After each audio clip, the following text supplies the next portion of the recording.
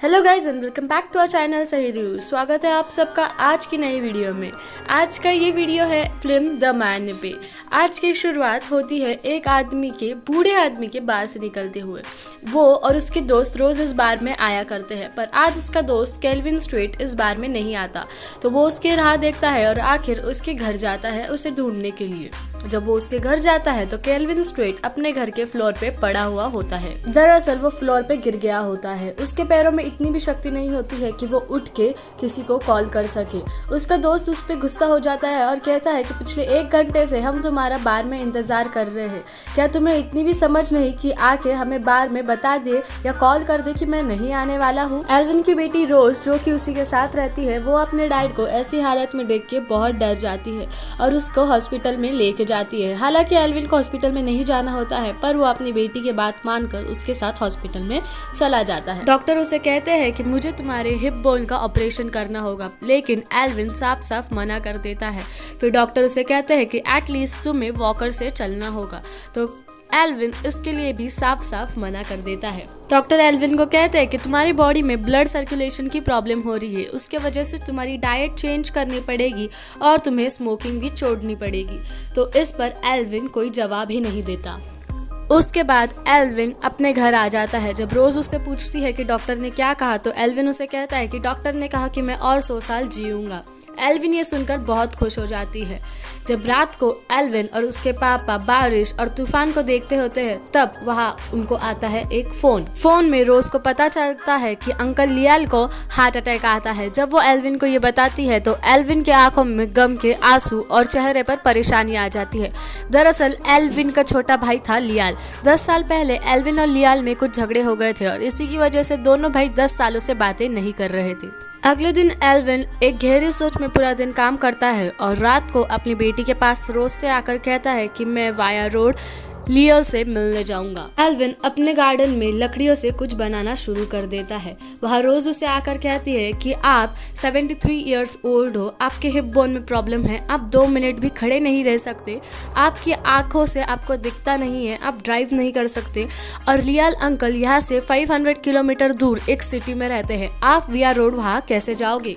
Alvin रोज के बात का कुछ भी जवाब नहीं देता है और अपना अपना काम करते रहता है। रोज भी आती है और अपने डैड की बिना पूछे कि आप क्या कर रहे हो मदद करना शुरू कर देती है। उसके डैड ने लकड़ियों का एक टेबल बना दिया है जिसमें उन्होंने टायर अटैच कर दिया और उनके घर में जो लोन मोवर होता है जिससे कि लोन में की घास काटी जाती है, वो उस गाड़ी को अटैच कर देते हैं। उसे समझ आ जाता है कि उसके डैड क्या कर रहे हैं। उसे समझ आ जाता है कि उसके डैड लोन मोवर से अपने भाई को मिलने जाएंगे और पीछे के टेबल बॉक्स में खाना और पानी रखेंगे। अगली रात जब एल्विन और रोज तारों के नीचे तारों को देखते रहते हैं और वो अपने डैड से कहती है कि मुझे नहीं लगता कि ये लोन वूवर आपको 500 किलोमीटर दूर एक सिटी तक ले जाएगा। एल्विन कहता है कि मुझे अपने भाई से कोई भी हालत में मिलने जाना है और वो मैं ही करना चाहता हूँ। मैं आई होप कि तुम ये समझ सकती हो। रोज कहती है शायद। अब एल्विन अपने सफर पर निकल चुका है। एल्विन के सब दोस्त उसे रुककर उससे बात करना चाहते हैं कि एल्विन अरे तुम कहाँ जा रहे हो, पर एल्विन किसी का भी जवाब नहीं देता और बस अपनी राह पे चलता रहता है। अब एल्विन का सफर शुरू हो गया था और रोड पे सारे लोग जितने भी खड़े थे उसे देख रहे थे, क्योंकि आज तक लोन मूवर से ऐसी गाड़ी किसी ने नहीं बनाई और किसी ने इतना बड़ा सफर तय नहीं किया। घर से कुछ दूर जाते ही उसके बाजू से एक ट्रक गुजरती है और उसकी हवा की वजह से उसकी हैट नीचे गिर जाती है। वो एक लकड़ी के सहारे से अपने लोन मूवर को रुकाकर अपनी हैट वापस लाता है और जब वो लोन मूवर फिर से स्टार्ट करता है तो वो स्टार्ट ही नहीं होती। आखिरकार उसे अपनी गाड़ी टो कर फिर से घर जाना पड़ता है। उसका सफर जैसे ही शुरू होता है वैसे ही खत्म हो जाता है और वो गुस्से में आकर अपनी गाड़ी को जला देता है। अगले दिन एल्विन एक लोन मूवर खरीदने जाता है। वो उसे कहता है कि मुझे लोन मूवर ऐसे ऐसे काम के लिए चाहिए। तो वो आदमी कहता है मुझे आप बेवकूफ़ लगते हो, ये है एक सेकेंड हैंड लोन मूवर, ये आपके काम आ जाएगा। एल्विन वो लोन मूवर $325 में खरीद लेता है और अपना सफर फिर से तय करता है। एल्विन अपने सफर की मजा लेते हुए जाता है। वहाँ उसे जो भी दिखता है वो सबको हाई कहता है और एक लड़की जो उसे लिफ्ट मांग रही होती है वो उसे भी हाई करके आगे बढ़ जाता है। फिर रात को एल्विन लकड़ियां जलाकर वहाँ बैठ जाता है तो वहाँ वही लड़की आती है जिसने उससे लिफ्ट मांगी थी और वो कहती है कि मुझे लिफ्ट नहीं मिली, क्या मैं यहाँ बैठ सकती हूँ, और वो लकड़ियों के पास बैठ जाती है। एल्विन सिर्फ दिन को सफ़र करता है, रात को नहीं, क्योंकि पहली बात तो उसकी आंखें कमज़ोर और दूसरी बात कि वो रोड था बहुत डेंजरस। वो लड़की एल्विन को पूछती है कि आप कहाँ जा रहे हो, तो एल्विन कहता है कि मेरे भाई को हार्ट अटैक आया है, यहाँ से 500 किलोमीटर दूर एक सिटी है, मैं वहीं जा रहा हूँ। ऐसे ही एल्विन और उस लड़की की बातें शुरू होती है। उसमें से एल्विन को पता चलता है कि ये लड़की अपने घर से भाग चुकी है क्योंकि वो प्रेग्नेंट है, और ये बात ना उसके घर वालों को पता है ना कि उसके बॉयफ्रेंड को। एल्विन उस लड़की को कहता है कि मेरे 14 बच्चे थे और जब वो छोटे थे तो मैं उनके साथ एक गेम खेलता था, मैं सबको एक एक स्टिक देता था और उन्हें वो तोड़ने लगाता था, और उसके बाद मैं उन्हें एक बंडल देता था जो कि वो तोड़ नहीं पाते थे। इससे वो उसे समझाना चाहते थे कि अगर हम परिवार के साथ रहेंगे, यूनिटी में रहेंगे, तो हम हर मुश्किल को हरा सकते हैं और खुश रह सकते हैं। अगले दिन जब एल्विन जागता है तो वो देखता है कि वो लड़की वहाँ नहीं है, और वो देखता है कि वहाँ पे एक बंडल है, यानी कि वो समझ जाता है कि वो लड़की अब अपने परिवार के पास फिर से लौट चुकी है। एल्विन का सफ़र यहाँ फिर से शुरू होता है। उसे सफ़र में बहुत सारे साइकिलिस्ट दिखते हैं, और जब वो रात को कहीं रुकने जाता है तो वो होता है साइकिलिस्ट वालों का कैंप, और वो सब उसे तालियां बजाकर उसका स्वागत करते हैं। एल्विन उन्हें अपनी जिंदगी के जवानी के किस्से सुनाता है। अगले दिन एल्विन का सफ़र बहुत ही कठिनाइयों से भरा हुआ होता है क्योंकि रास्ते में उसे बहुत सारे बड़े बड़े ट्रक्स और बसेस मिलते हैं। जब वो रुकता है तो उसे रोड पर एक रोती हुई औरत नजर आती है। को मार दिया है, पर मैं इसमें कुछ नहीं कर सकती क्योंकि ये मेरे घर आने जाने का एक ही रास्ता है और मुझे यहीं से ड्राइव करना होगा। एल्विन के इस इतने बड़े सफ़र के बाद एल्विन के पास का खाना पीना अब ख़त्म होना शुरू हो जाता है। अब वो रात को उसके सामने एक मरा हुआ हिरन होता है और वो उसे ही फ्राई करके खा लेता है। अगले दिन जब वो सफ़र पर निकलता है तो ट्रिब्यूट के तौर पर हिरन के सिंग अपने लोन मूवर पर लगा देता है। जब वो और कुछ आगे बढ़ता है तो उसे एक साइन दिखती है जिससे कहा जाता है कि आगे के रोड पर बहुत बड़ी ढलान है। अब वो अपने लोन मूवर के साथ इस ढलान पर जाने वाला होता है। तो उसी दौरान एल्विन के लोन मूवर की अब ब्रेक्स नहीं लग रहे थे और वो ढलान पर बड़े ही तेजी से जा रहा था। तो वही उसको एक परिवार देख रहा था और वो हैरान थे कि कोई लोन मूवर से इतनी बड़ी ट्रक बांधकर कैसे जा रहे होते हैं। अब एल्विन अपने लोन मूवर रोक चुका हुआ था और वो परिवार उसके मदद के लिए वहाँ पहुँच चुका था।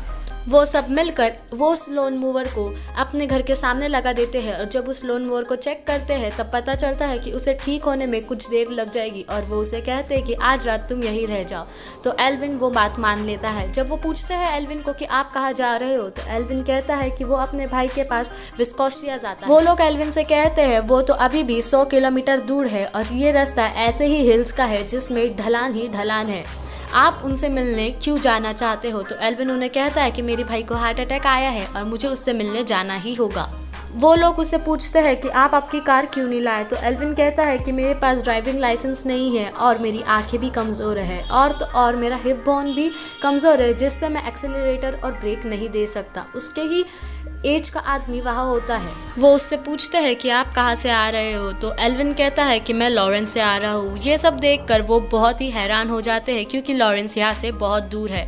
वो उसे कहते हैं कि आप कितने दिनों से सफ़र कर रहे हो, तो वो उन्हें उनकी डेट पूछता है। तो वो कहती है कि आज की डेट है 18 अक्टूबर। तो वो उन्हें कहता है कि मैं 5 हफ्तों से ये सफ़र कर रहा हूँ, मैं दिन को सफ़र नहीं करता और रात को अपने ही ट्रेलर पे सो जाता हूँ। तो वो औरत उसे कहती है कि आपको डर नहीं लगता, तो एल्विन कहता है कि मैं वर्ल्ड वॉर 2 लड़ चुका हूँ और मैं इन सुनसान रास्तों से और इन वियर्ड लोगों से कैसे डर सकता हूँ। यहाँ पर डैनी उसे कहता है कि पीछे ये गैराज है और वही एक वॉशरूम है, आप यूज कर सकते हो। एल्विन वही अपनी पूरी रात गुजारता है। तुम्हें डर नहीं लगता? अगली सुबह एल्विन देखता है कि उसके पास बहुत ही कम पैसे बचे हुए होते हैं और उसे अपना लोन मूवर ठीक करना होता है, जिसमें कि सिर्फ ना ही ब्रेक बल्कि प्रीमियम भी ठीक करना होता है। फिर वो डैनी के पास जाता है और एक कॉर्डलेस फ़ोन मांगता है। डैनी आता है, उसे कॉर्डलेस फ़ोन देता है और वो रोज़ को फ़ोन लगाकर कहता है कि मेरा एक सिक्योरिटी चेक आया होगा, क्या तुम मुझे वो भिजवा सकती हो। तो वो कहती है हाँ। वो उसे अपना एड्रेस और फ़ोन नंबर दे के वहाँ से चले जाता है, उस फ़ोन के साथ कुछ पैसे रख कर। अब एल्विन गैराज में डैनी के साथ आ जाता है। तो डैनी उसे कहता है कि मैं तुम्हें अपने गाड़ी में जहाँ तुम्हें जाना है वहाँ छोड़ सकता हूँ। तो एल्विन कहता है शुक्रिया, लेकिन मैंने जैसा सफ़र शुरू किया है मैं वैसा ही सफ़र ख़त्म करना चाहता हूँ, पर फिलहाल मुझे यहाँ रुकना होगा क्योंकि मेरे पास पैसे नहीं हैं। और उसकी बेटी रोज़ ये पैसे उसी एड्रेस पर भेजने वाली होती है। वहाँ एक ओल्ड मैन होता है, उस ओल्ड मैन ने भी वर्ल्ड वॉर 2 में लड़ाई की। वो ओल्ड मैन और एल्विन दोनों मिलकर एक बार में जाते हैं, पर वहाँ एल्विन दूध पीता है क्योंकि एल्विन ने अब शराब छोड़ दी है। वो दोनों बैठकर वर्ल्ड वॉर 2 की यादें ताज़ा करते हैं। उन दोनों की आंखों में आंसू आ जाते हैं। अगले दिन एल्विन का लोन मूवर ठीक हो जाता है और वो उसे बहुत ज़्यादा पैसे चार्ज करते हुए होते हैं। एल्विन को पता होता है कि इसके पैसे इतने चार्ज नहीं हो सकते और वो उन दोनों ट्विंस भाइयों को अपनी इस सफ़र की अहमियत बताता है और कहता है कि मैं अपने भाई से मिलने जा रहा हूँ कि जिसे हार्ट अटैक आया है। वो उन्हें पैसे देता है और वहाँ से निकल जाता है। वो निकलने के पहले डैनी को भी शुक्रिया अदा करता है क्योंकि डैनी ने उसकी वहाँ बहुत मदद की थी। वो इस रिवर को भी क्रॉस कर लेता है और अगले दिन रात को वो एक कब्रिस्तान में रुकता है। तो वहाँ उस कब्रिस्तान में उसे एक कैटलिस्ट प्रीस्ट मिलता है। उनकी बातों से उसे पता चलता है कि ये प्रीस्ट उसके भाई को जानता है। तो ये प्रीस्ट उसे कहता है कि तुम्हारे भाई ने तो कभी तुम्हारा जिक्र नहीं किया। तो एल्विन उसे कहता है क्योंकि हमारी 10 सालों से बात नहीं हुई। तो वो प्रीस्ट उसे कहता है कि ऐसे क्यों? तो एल्विन कहता है क्योंकि हमारे झगड़े हो गए थे। वो कहता है कि हमारी प्रॉब्लम जैसे कि बाइबल में केन और एबल की थी वैसी ही थी, गुस्सा और घमंड। हम जैसे जैसे बड़े होते गए हम दोनों ने एक दूसरे से हर बात शेयर करते गए। खेतों में खेला करते थे, रात को तारों के नीचे बैठकर तारों को देखते हुए बहुत सारे गप्पे मारते थे। पर अब ये सब नहीं रहा। अब मैं पिछली बातें भूल जाना चाहता हूँ और अपने भाई के साथ फिर से वही सारी चीजें दोहराना चाहता हूँ। प्रीस्ट उसे कहता है कि आपकी इच्छा जरूर पूरी होगी। अगले दिन एल्विन उस सिटी में पहुंच जाता है जहाँ की उसका भाई होता है। एल्विन वहाँ एक बार में रुकता है और वो वहाँ बियर ऑर्डर करता है। हालांकि उसने बियर छोड़ दी थी लेकिन आज उसने इतना बड़ा काम किया था तो बियर पी के खुद से ही सेलिब्रेट करता है। उस बार ओनर के पास लियाल का एड्रेस होता है क्योंकि वो उसे पहचानता होता है। वो उससे लियाल का एड्रेस लेता है और अपने सफ़र पर फिर से निकल जाता है। पर उसी दौरान एल्विन का लोन मूवर फिर से खराब हो जाता है और फिर वो एक ट्रक से मदद लेकर अपने मूवर को टो करता है। एल्विन वहाँ उतर के अपने भाई को जोर जोर से आवाज़ देता है। उसका भाई अब वॉकर के सहारे चलते होता है। उसका भाई उसे कहता है कि एल्विन क्या तुम इससे इतना बड़ा सफ़र तय करके आए हो? तो एल्विन कहता है कि हाँ, और उसके भाई की आंखों में आंसू आ जाते हैं। ये आंसू ये जताते हैं कि एल्विन से वो कितना प्यार करता है। वो दोनों भाई एक दूसरे को माफ़ करते हैं और ये फिल्म की हैप्पी एंडिंग हो जाती है। Thank you for watching. अगर वीडियो अच्छा लगे तो प्लीज़ हमारी वीडियो को लाइक, शेयर और कमेंट ज़रूर कर देना और हमारे चैनल को ज़रूर सब्सक्राइब कर देना।